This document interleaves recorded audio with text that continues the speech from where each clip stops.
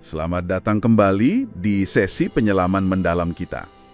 Hari ini, kita punya satu sumber yang menarik nih. Sebuah renungan singkat, tapi dalam, soal ayat yang mungkin Anda udah sering dengar. 2 Korintus 12 ayat 9. Iya, ayat yang terkenal itu ya. Betul. Fokusnya itu loh ke sebuah ide yang kayaknya bertolak belakang ya, paradoks gitu. Tentang menemukan kekuatan justru pas kita lagi lemah-lemahnya. Persis. Anda tahu kan perasaan di ujung hari? Udah capek, terus sadar banget sama keterbatasan diri, mungkin ada salah, ada gagal. Familiar sekali itu. Nah, renungan ini tuh kayak ngomong langsung ke momen itu. Jadi, misi kita sekarang, kita coba bongkar ya, gimana sih kelemahan itu malah bisa jadi sumber kekuatan. Oke, siap. Menarik ini. Jadi, sumber ini kan langsung nunjuk ke perasaan tadi ya, capek, sadar kurangnya di mana. Kayaknya semua orang pernah ngerasain ini kan? Iya, sangat manusiawi. Tapi yang beda, renungan ini nggak nyuruh kita, ayo lebih kuat, gitu. Ada sudut pandang lain. Nah itu dia, yang menarik dari sumber ini, katanya Kristus itu nggak sedang nyari kekuatan kita, nggak nuntut kita harus kuat dulu. Oh ya, agak kaget juga ya dengarnya, kan biasanya kita didorong buat mendiri, kuat. Betul, ini kayak melawan arus pemikiran umum. Terus, kalau bukan kekuatan kita yang dicari, lantas apa? Justru sebaliknya, menurut renungan ini, tujuannya itu buat menunjukkan kuasanya Dia, kuasa yang sempurna. Dan uniknya, kuasa ini katanya paling efektif bekerja justru lewat kelemahan kita itu. Lewat kelemahan kita. Ini benar-benar ngubah cara kita lihat keterbatasan loh. Bukan lagi aib, tapi mungkin sebuah kesempatan. Kesempatan ya.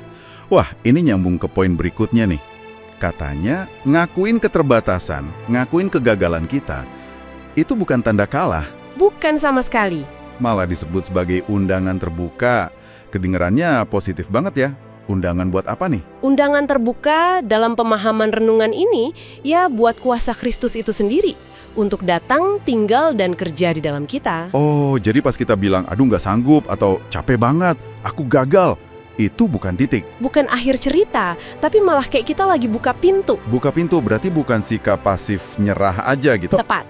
Bukan pasrah yang negatif ya, tapi lebih ke kita jujur sama kondisi kita, terus secara sadar ngundang dia masuk, ngundang kekuatannya. Iya, paham. Jadi kalau dilihat gambaran besarnya, pengakuan jujur kita itu jadi semacam titik masuk ya, buat campur tangan ilahi. Betul. Kita berhenti ngandelin diri sendiri yang terbatas, terus buka diri buat sumber kekuatan yang tak terbatas. Nah, ini konsekuensinya jadi dalam banget. Kelemahan kita yang biasanya pengen kita tutupin, Atau kita beresin cepet-cepet. iya, justru menurut sumber ini, itu bisa jadi kayak alas atau fondasi. Fondasi, iya. Kayak panggung gitu. Kelemahan kita yang diakui itu jadi panggungnya. Panggung buat apa? Buat kemuliaan atau kekuatan Tuhan dipamerkan lebih jelas. Kontrasnya jadi kelihatan banget kan? Bukan karena kita hebat, tapi justru di dalam ketidakberdayaan kita, kuasanya jadi nyata. Tapi ini ada pertanyaan nih. Gimana bedain antara nyerahin ke Tuhan ini sama sikap, ya udah, malas usaha atau lepas tanggung jawab aja? Disentuh nggak di sumbernya? Renungan ini kayaknya fokus utamanya lebih ke sumber kekuatannya ya. Nggak detail banget soal batasan itu. Penekanannya lebih ke pergeseran. Dari ngandelin diri, jadi ngandelin Tuhan. Terutama pas kita udah mentok. Oke, jadi bukan berarti nggak ngapa-ngapain ya? Bukan. Tapi sadar kalau hasil akhir dan kekuatan sejati itu nggak sepenuhnya dari usaha kita doang. Ada kerendahan hati, ada ketergantungan di situ. Oke, jadi jelas ya, intinya berarti buat Anda pendengar kami, pemahaman dari sumber ini tuh kayak membalik ekspektasi kita. Kekuatan sejati, dalam konteks ini, bukan sesuatu yang kita produksi sendiri dengan susah payah. Tapi justru diterima. Diterima pas kita sampai di titik pengakuan, saya butuh bantuan. Bantuan dari luar diri kita. Betul. Dan ini bawa kita ke pertanyaan buat direnungkan nih. Gimana kalau hari ini Anda coba secara sadar gitu, nggak lari dari momen lemah atau terbatas? Nah, dihindari ya. Iya. Gimana kalau lihatnya bukan sebagai jalan buntu, tapi sebagai titik awal, kayak undangan terbuka tadi tuh? Menarik.